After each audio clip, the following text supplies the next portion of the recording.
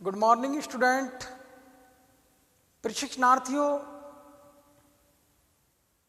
Gender school and society में मैंने आपको पूर्व वैदिक काल के बारे में पढ़ाया कि पूर्व वैदिक काल में महिलाओं की शैक्षिक सामाजिक स्थिति बहुत अच्छी थी। अब है उत्तर वैदिक काल। उत्तर वैदिक काल में चलते हैं तो मनु के अनुसार महिलाओं को घर के कामकाज करने चाहिए, महिलाओं को अपने पति की सेवा का धर्म निभाना चाहिए। ऐसी सोच विकसित की गई जिससे महिलाओं की स्वतंत्रता पर पाबंदी लग गई और महिलाएं घर में उनकी विवाह की आयु को कम कर दिया गया, उनको सिर्फ अध्यात्म के ज्ञान से जोड़ दिया गया। उनके उम्र कम होने से महिलाओं को छोटी उम्र में ही विवाह होने लगा और एक मानसिक शारीरिक रूप से उनको कष्ट भी उठाने पड़े। प्रशिक्षणार्थियों, विवाह की आयु घटने से वेदों की जो शिक्षा प्रदान की गई उसमें धार्मिक शिक्षा उच्च कुलीन वर्ग की बालिकाओं को ही प्रदान की गई। खासतौर से ब्राह्मण समाज की कन्याओं के लिए वैदिक मंत्रों की, वैदिक ऋचाओं की शिक्षा प्रदान की जाती थी। क्षत्रियों की कन्याओं के लिए तीरंदाजी, तलवार, भाले आदि की शिक्षा प्रदान की जाती थी। वैदिक काल में, उत्तर वैदिक काल में खासतौर से निम्न वर्ग की या जन सामान्य वर्ग की बालिकाओं को शिक्षा से बहुसंख्या में वंचित कर दिया गया। आप समझ सकते हैं, ब्राह्मणों की कन्याओं के लिए वैदिक ऋचा, वैदिक मंत्रों की शिक्षा और क्षत्रियों की कन्याओं के लिए तीरंदाजी या भाला या तलवार चलाना आदि का प्रशिक्षण प्रदान किया जाता था। जबकि शूद्र वर्ण के लिए शिक्षा की, शूद्र वर्ण की बालिकाओं को शिक्षा से वंचित कर दिया गया। जैसा कि मैं आपसे पहले चर्चा कर चुका हूं, उत्तर वैदिक काल में कि अथर्ववेद की एक वाणी है, एक अनमोल विचार है और वो ये है कि वो ही कन्या अपने वैवाहिक जीवन को सफल कर सकती है जिसने ब्रह्मचर्य का पालन करते हुए ब्रह्मचर्य की अवस्था में शिक्षा ग्रहण की हो। इस प्रकार से आप देखते हैं उत्तर वैदिक काल में धर्म की शिक्षा से, खासतौर से कुलीन वर्ग की या व्यावसायिक वर्ग की बालिकाओं को ही शिक्षा प्रदान की जाने लगी। उनका सामान्य बालिकाओं को शिक्षा से वंचित बहुसंख्या के रूप में कर दिया गया। ये प्रश्नवाचक चिन्ह है उत्तर वैदिक काल की शिक्षा पर। प्रशिक्षणार्थियों, बालिकाओं को वेदों की बजाय, वेदों की अपेक्षा संगीत की शिक्षा, नृत्य की शिक्षा, वाद विवाद की शिक्षा, काव्य रचना करने की शिक्षा प्रदान की जाने लगी। उनको मनु ने उनकी स्वतंत्रता पर प्रतिबंध का ऐसा चक्र चलाया जिससे वो घर के अंदर कैद होकर रह गई। मनु के अनुसार वही महिला सर्वश्रेष्ठ है, अच्छी है जो अपने पति की सेवा का धर्म निभाती है और घर के कार्य संपन्न करती है, गृह कार्य, घर के कामकाज में हिस्सा लेती है और पति की सेवा करती है। यही उसके लिए सबसे बड़ा धर्म है, यही उसकी सबसे बड़ी शिक्षा है। आप सोचते हैं पति चाहे अत्याचारी हो, पति चाहे पत्नी को प्रताड़ित करता हो, फिर भी उस पत्नी को यही शिक्षा प्रदान की जाती है, भला है बुरा है जैसा भी है, मेरा पति मेरा देवता है। तो मनु के अनुसार उस पति को देवता का रूप प्रदान किया गया और पत्नी के लिए सिर्फ पति की सेवा करने का धर्म निभाना ही उसकी सबसे बड़ी शिक्षा है। प्रशिक्षणार्थियों, इस प्रकार की शिक्षा व्यवस्था में बालिकाओं की कम आयु में विवाह करना उनके सामने एक बहुत बड़ी समस्या उठ खड़ी हुई। छोटी उम्र में विवाह हो जाने से उनके पास ना धन था, उनके लिए सुरक्षा का कोई प्रबंधन नहीं था। ऐसी स्थिति में वो करें तो क्या करें, तो वो पूरी तरह पुरुषों पर आश्रित हो गईं। धन की कमी को पूरा करने के लिए पुरुष, उनकी सुरक्षा की जिम्मेदारी निभाने के लिए पुरुष, ऐसी स्थिति में वो पूरी तरह पुरुषों पर आश्रित हो गईं। प्रशिक्षणार्थियों, कुल मिलाकर बात यह है कि इस उत्तर वैदिक काल में साधारण महिलाओं के सम्मान में, उनकी सामाजिक स्थिति में गिरावट आई और उच्च घराने की या व्यावसायिक घराने की या उच्च वर्ण की बालिकाओं का सम्मान अच्छा था। उनके लिए अच्छे साहित्य की, अच्छी शिक्षा की व्यवस्था की गई। जो उच्च घराने की, उच्च वर्ण की या व्यावसायिक घराने की कन्याएं थीं, उनको प्राकृतिक भाषा और प्राकृत भाषा और संस्कृत भाषा का पढ़ना, लिखना, समझना सिखाया जाता था, जिससे कि वो संस्कृत में और प्राकृत भाषा में अपनी पकड़ बनाए रखें और अपनी स्थिति को मजबूत कर लें। मैं समझता हूँ इस काल में प्राकृत भाषा पर, संस्कृत भाषा पर इन बालिकाओं का अधिकार हो गया, क्योंकि बहुसंख्या के बजाय कुछ ही गिनी चुनी महिलाएं ही इस प्रकार की शिक्षा प्राप्त कर रही थी। प्रशिक्षणार्थियों, आपने देखा कि इस काल में राजकुमारियों को शासन कला में निपुण किया जाता था, उनको युद्ध कला में निपुण किया जाता था, जिससे कि वो आने वाले समय में शासन की बागडोर संभाल सकें और पति का सहयोग भी कर सकें। मान लीजिए युद्ध में उनके पति की मृत्यु हो गई है, तो ऐसी स्थिति में उनको शासन का प्रबंधन भी आता है, वो युद्ध कला में भी निपुण हैं, तो ऐसी स्थिति में वो शासन की बागडोर को भी संभाल लेंगी और अपने शासन के साथ साथ वो अपने पति की सहायता भी कर सकेंगी।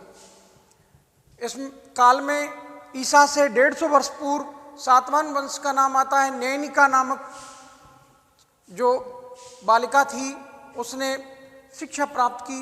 बाकाटक राजवंश की प्रभावती गुप्ता ने 390 ईसा पूर्व अल्पवयस्क पुत्रों के होते हुए भी शासन की बागडोर अच्छे प्रभावी तरीके से संभाली।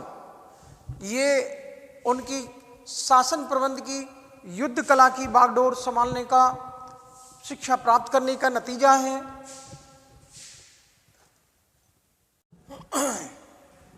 प्रशिक्षणार्थियों, जैसा कि मैं आपको बता रहा था कि बाकाटक राजवंश की प्रभावती जी गुप्ता 390 ईसा पूर्व ये अपने अल्पवयस्क पुत्रों के होने से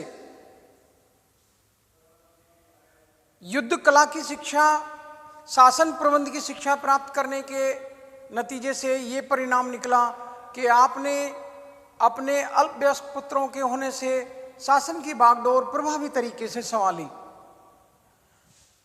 प्रशिक्षणार्थियों, इस काल में मुद्रा, गार्गेय, आत्रेय, शकुंतला, विश्वघोषा, अपोला ये ऐसे नाम हैं जो वेद अध्ययन और वाद विवादों में पुरुषों से वाद विवाद करना और वेदों का अध्ययन करना इन लोगों की शिक्षा थी। इन महिलाओं को शास्त्रार्थ करना और वाद विवाद करना भली प्रकार से आता था और ये पुरुषों से वाद विवाद भी करती थी। शकुंतला, आत्रेयी ये ऐसी महिलाओं के नाम हैं जो कण्व ऋषि के आश्रम में शकुंतला ने शिक्षा प्राप्त की, आत्रेय ने वाल्मीकि ऋषि के आश्रम में शिक्षा प्राप्त की। शिक्षा का केंद्र परिवार ही था। बालिका अपने पिता के घर, बालिका अपने पति के घर बालिका अपने कुल गुरु के यहाँ शिक्षा प्राप्त करती थी। शिक्षा प्राप्त करने का केंद्र विद्यालय नहीं बल्कि परिवार ही था। प्रशिक्षणार्थियों, बात चलती है जैन धर्म और बौद्ध धर्म में शिक्षा का प्रचार प्रसार अच्छी प्रकार से हुआ। महिलाओं को शिक्षा की उत्तम व्यवस्था जैन धर्म में और बौद्ध धर्म में की गई। बौद्ध धर्म में प्रारंभ में महिलाओं को संघ में आने की, प्रवेश करने की मनाही थी। गौतम बुद्ध को जब इस बात का पता लगा तो उन्होंने महिलाओं को संघ में आने की, पुरुषों के साथ आने की अनुमति प्रदान कर दी, जिसका नतीजा ये निकला कि तत्कालीन समय में सह शिक्षा की व्यवस्था थी। लड़कों और लड़कियों को समान रूप से शिक्षा प्रदान की जाती थी। और बौद्ध धर्म ने, जिसकी स्थापना समानता पर वर्ण व्यवस्था को मिटाने के लिए हुई थी, और उसने महिला शिक्षा पर विशेष रूप से बल दिया। इनका जीता जागता उदाहरण आपको मठों में, बिहारों में बौद्ध भिक्षुणियों के रूप में देखने को मिलेगा। आपने देखा होगा कि बौद्ध धर्म में प्रचार प्रसार के लिए, अपने साहित्य का प्रचार प्रसार करने के लिए अशोक महान की पुत्री संघमित्रा का नाम आता है, जो श्रीलंका तक जाती है अपने धर्म का प्रचार प्रसार करने के लिए। इससे स्पष्ट होता है कि तत्कालीन समय में महिलाओं की शैक्षिक स्थिति अच्छी थी। महिलाओं में जैन धर्म की जयंती का नाम आता है, जो एक भिक्षुणी थी जिसने धर्म और दर्शन की ज्ञान पिपासा के लिए, जैन धर्म की जयंती जिसने धर्म और दर्शन की ज्ञान पिपासा के लिए अविवाहित रहने के लिए भिक्षुणी का रूप धर लिया, ब्रह्मचारिणी का रूप धर लिया। आजीवन वो जैन भिक्षुणी बनकर ही रही। प्रशिक्षणार्थियों, इन समस्त बातों को पढ़ाने का मतलब ये है, आपको अशोक की पुत्री संघमित्रा का नाम, अनुपमा, सुगीता, सुमेधा, ऐसी विदुषी महिलाएं थीं जिन्होंने उच्च शिक्षा प्राप्त की और अपने साहित्य का प्रचार प्रसार बढ़ चढ़कर किया। प्रशिक्षणार्थियों, मैं आपको पहले पाठ में चर्चा कर चुका हूं। वो चर्चा ये थी कि दुनिया के किसी भी राष्ट्र की, दुनिया के किसी भी देश की, दुनिया के किसी भी सभ्य समाज की, दुनिया के किसी भी परिवार की आप स्टडी करना चाहते हैं, उसका अध्ययन करना चाहते हैं, तो आप देख लीजिए उस समाज में, उस देश में, उस परिवार में महिलाओं की स्थिति कैसी है। महिलाओं को उस परिवार में, महिलाओं को उस समाज में, महिलाओं को उस देश में आर्थिक रूप से, सामाजिक रूप से, राजनीतिक रूप से लैंगिक भेदभाव और कुप्रथाएं, निर्णय लेने की क्षमता, आज़ादी, सामाजिक स्तर उनका क्या है। मैं एक बार और व्याख्या कर देता हूं। प्रशिक्षणार्थियों, हम इस अध्ययन को तो कर ही रहे हैं, लेकिन हमको ये देखना है कि वैदिक काल, पूर्व वैदिक काल, उत्तर वैदिक काल, मध्यकाल और अंग्रेजी शासन और वर्तमान स्थिति में महिलाओं की क्या स्थितियां रही हैं। ठीक है, लेकिन हमको देखना है कि तत्कालीन समाज में महिलाओं को सामाजिक सम्मान या आदर दिया गया या नहीं। महिलाओं को राजनीतिक अधिकार कितने प्रदान किए गए हैं, उनकी राजनीतिक भागीदारी कितनी है, उनकी आर्थिक स्थिति किस प्रकार की है, उनकी शैक्षिक स्थिति कहाँ तक उनको शिक्षा प्रदान की जाती है, कैसी शिक्षा व्यवस्था है, अनिवार्य शिक्षा व्यवस्था है या ऐच्छिक शिक्षा व्यवस्था है या निःशुल्क शिक्षा व्यवस्था है या सशुल्क शिक्षा व्यवस्था है।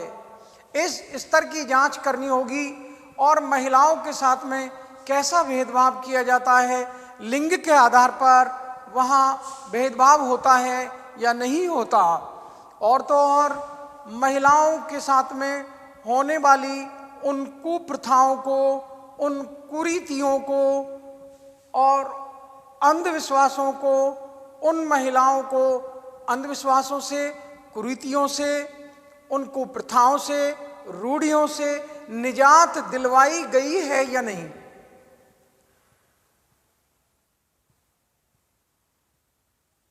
महिलाओं को परिवार में, महिलाओं को समाज में निर्णय लेने की क्षमता दी है या नहीं। अगर महिलाओं को ये क्षमताएं, ये शक्तियां प्रदान की गई हैं जो मैंने आपको नवरत्नों के रूप में, 9 रत्नों के रूप में गिनाई थी, तो आप समझ जाइएगा कि महिलाओं की स्थिति उस समाज में, उस काल में अच्छी है। महिलाओं को आप देख सकते हैं सामाजिक, राजनीतिक, धार्मिक, आर्थिक, सांस्कृतिक, ये सारे के सारे अधिकार प्रदान किए गए हैं या नहीं। उनकी इन स्थितियों का हमको अवलोकन करना है।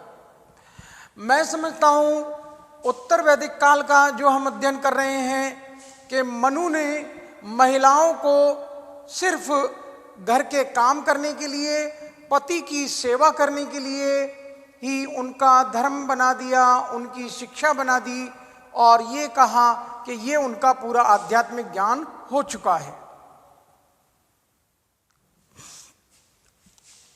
मनु ने महिलाओं की विवाह की आयु को भी कम कर दिया। इसका नतीजा ये निकला कि महिलाएं जिनके पास में छोटी उम्र में जिनका विवाह हुआ, उनको धन की कमी हो गई और उनकी सुरक्षा के लिए उनको दूसरों की ओर ताकना पड़ता था, पुरुषों की ओर देखना पड़ता था। महिलाओं के मनु ने उनकी आज़ादी पर प्रतिबंध का, अर्थात बंधनों का ऐसा कुचक्र चलाया जिससे महिलाएं घर की 4 दीवारी के अंदर कैद होकर रह गईं। मनु के अनुसार महिलाएं उच्च वर्ण की, उच्च व्यवसाय वर्ग की या राजघरानों की बालिकाएं ही शिक्षा प्राप्त करेंगी, ऐसी उनकी विचारधारा थी, जिसका परिणाम ये निकला कि कुलीन वर्ग की बालिकाओं को, व्यावसायिक वर्ग की बालिकाओं को, सवर्ण वर्ग की बालिकाओं को ही शिक्षा से जोड़ा गया, जबकि जबकि शूद्र वर्ण की बालिकाओं को शिक्षा से पूरी तरह वंचित कर दिया गया। प्रशिक्षणार्थियों, महिलाओं की, साधारण महिलाओं की इस काल में अवनति हुई और उच्च परिवार की, उच्च घरानों की, सवर्ण की या कुलीन या व्यावसायिक घरानों की या राजघरानों की बालिकाओं के लिए अच्छे साहित्य की शिक्षा प्रदान की जाने लगी। जैसा कि मैंने आपको बताया कि ब्राह्मणों की कन्याओं को वैदिक ऋचाओं की, वैदिक मंत्रों की शिक्षा प्रदान की जाने लगी और क्षत्रिय वर्ण की कन्याओं को तीर कमान, भाला, तलवार आदि चलाने का शिक्षा प्रदान किया जाने लगा। और तो और राजकुमारियों को शासन प्रबंध की शिक्षा प्रदान की जाने लगी और उनको शासन प्रबंधन सिखाया जाता था और युद्ध कला में भी उनको निपुण किया जाता था। इन शिक्षाओं के प्रदान करने से ये विभिन्न महिलाएं निकल कर आईं, जैसे कण्व ऋषि के आश्रम में से शकुंतला, वाल्मीकि ऋषि के आश्रम में से आत्रेयी, गार्गी, मुद्रास, विश्वघोषा। ये महिलाएं इतनी तेज तर्रार थीं कि ये शास्त्रार्थ में लड़कों से, पुरुषों से वाद विवाद भी किया करती थी। प्रशिक्षणार्थियों, पाठ की समरी ये है कि परीक्षा का केंद्र विद्यालय नहीं बल्कि पिता का घर ही था, परिवार ही था। लड़की का विवाह नहीं हुआ है तो पिता के यहाँ शिक्षा प्राप्त करेगी, और विवाह हो गया है तो पति के यहाँ शिक्षा प्राप्त करेगी या कुल गुरु के यहाँ वो शिक्षा प्राप्त करती थी। कुल मिलाकर बात यह है कि जैन धर्म ने, बौद्ध धर्म ने इस शिक्षा, महिला शिक्षा में बहुत सहयोग किया, क्योंकि जैन धर्म और बौद्ध धर्म महिला और पुरुष की समानता पर आधारित धर्म थे। इन्होंने मठों में, विहारों में भिक्षुणियों के लिए अलग से रहने का प्रबंध किया और साहित्य और प्रचार प्रसार के लिए ये महिलाएं दूर दराज तक गईं। जैसा कि मैं एग्जाम्पल दे चुका हूँ, सम्राट अशोक महान की पुत्री संघमित्रा बौद्ध धर्म के प्रचार प्रसार के लिए श्रीलंका तक गई। प्रशिक्षणार्थियों, जैन धर्म की जयंती के बारे में मैंने बताया कि धर्म और दर्शन की इतनी ज्ञान पिपासा थी कि वो बालिका अविवाहित रही और उस जैन भिक्षुणी बनकर अपने पूरे जीवन को गुजार दिया। प्रशिक्षणार्थियों, महिलाओं की सामाजिक, राजनीतिक, धार्मिक, आर्थिक, सांस्कृतिक निर्णय लेने की क्षमता, लैंगिक भेदभाव और शिक्षा, इन तथ्यों को आप देख लीजिए कि किस हद तक तो यहाँ शिक्षा तो मिली है, लेकिन महिलाओं की सामाजिक स्तर में गिरावट आई है। महिलाओं के सामाजिक स्तर में गिरावट आई है।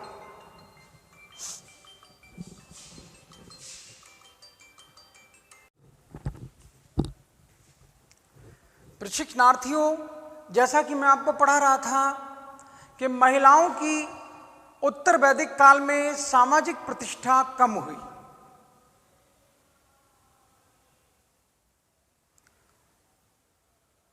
उनको शिक्षा तो प्रदान की गई, लेकिन बहुसंख्यक बालिकाओं को शिक्षा से वंचित कर दिया गया। ये एक बहुत बड़ा प्रश्नवाचक चिन्ह है उत्तर वैदिक काल में कि महिलाओं के बहुसंख्यक वर्ग को, सामान्य वर्ग को शिक्षा से वंचित कर दिया गया। महिलाओं के लिए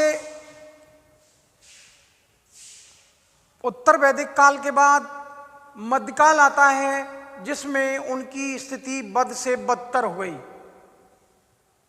प्रशिक्षणार्थियों, महिलाओं को इस काल में इसलिए भी शिक्षा से वंचित कर दिया गया कि हमारा पुराना साहित्य इसके लिए जिम्मेदार है।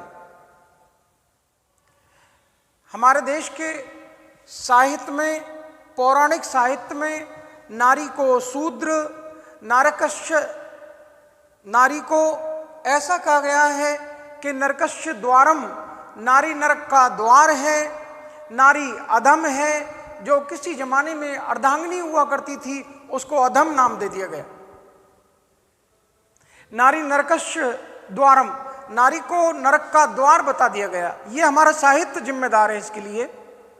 ये हमारे साहित्य की जिम्मेदारी है जो ऐसे साहित्य की रचना की गई कि नारी शूद्र हैं, नारी अल्प बुद्धि वाली हैं, उनको सलाह, उनसे परिवार में, समाज में उनसे सलाह नहीं ली जाती। उनको माना जाता है कि इनमें बुद्धि कम होती है, ये कम बुद्धि वाली हैं। ऐसे साहित्य ने, ऐसी सोच ने नारियों के लिए उनके अधिकारों से, उनकी शिक्षा से, उनके सम्मान से, सामाजिक, आर्थिक, राजनीतिक, धार्मिक, सांस्कृतिक समस्त क्रियाकलापों से उनको वंचित कर दिया।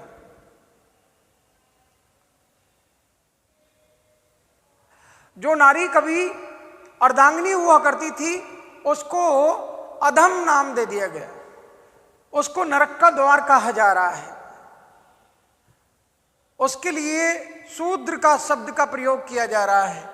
मैं समझता हूं हमारे देश में चाहे पति कितना भी अत्याचारी हो, पति कितने ही जुल्म सितम पत्नी पर करता हो, पति पर स्त्रियों के साथ में रहता हो, लेकिन नारी के लिए उसके घर में एक ही शिक्षा प्रदान की जाती है कि बेटी, आपकी इस घर से डोली उठ रही है, अब तेरे पति के घर से तेरी अर्थी ही उठनी चाहिए, अर्थात तुम बीच में लौटकर मत आना।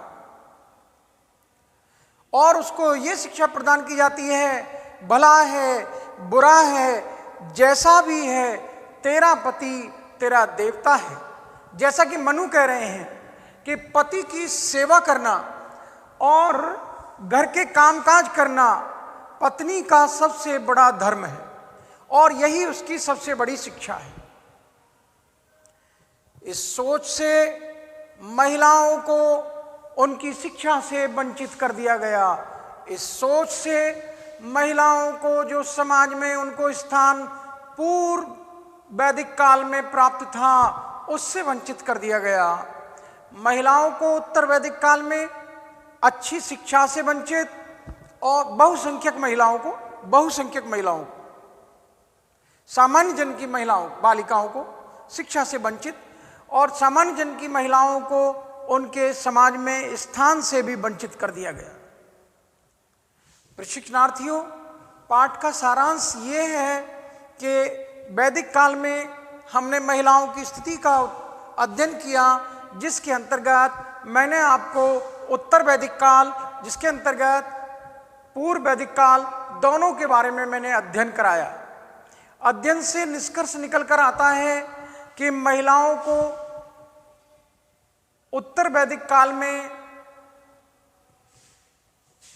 सामाजिक सम्मान में उनके में गिरावट आई, लेकिन शिक्षा उनको प्राप्त होने लगी।